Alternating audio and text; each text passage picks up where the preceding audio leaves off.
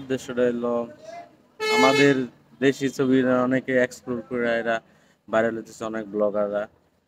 যার সদিচ্ছা আমারও ইচ্ছা এখন আমি ভিডিওটা করি। আমাদের গত রোজার ঈদে ভাইরাল প্রাপ্ত ছবি হলো সাকিব খানের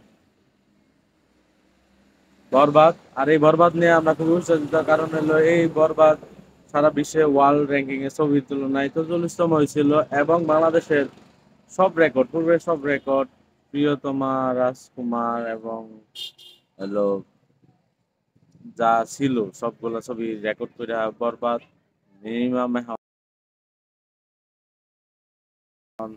প্রায় ৭০ কোটি টাকা মেবি এমন একটা গ্রোস কালেকশন বক্স অফিসে আসে। এবং আরো বিভিন্ন দেশে এখন ইউরোপে বা লাতিন আমেরিকার দেশগুলোতে চলতেছে, ওইগুলার খবরে না অ্যাকচুয়ালি সঠিকটা জানা যায় নাই। আচ্ছা যাজ্ঞা, এখন হলো আগামী কুরবানির ঈদে যে ছবিটা ছিল হলো তাণ্ডব।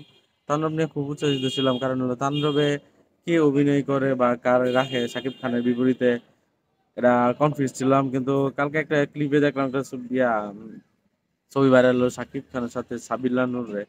আসলে এই জুটিটা কেমন হবে এটা ছবিতে বোঝা যাবে।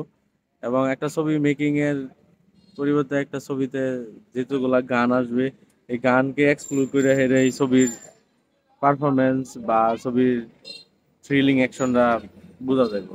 আশা করি আমরা সাকিব খানরে আমরা আরো ভালো অবস্থায় দেখবো এবং তাণ্ডবে আরো হিউজ পরিমাণ যা ১০০ কোটি বা ভালো এমন একটা কালেকশন আসবো।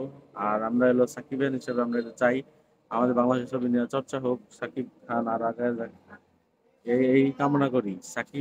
সাকিবের হিসেবে এটা কাম্য করা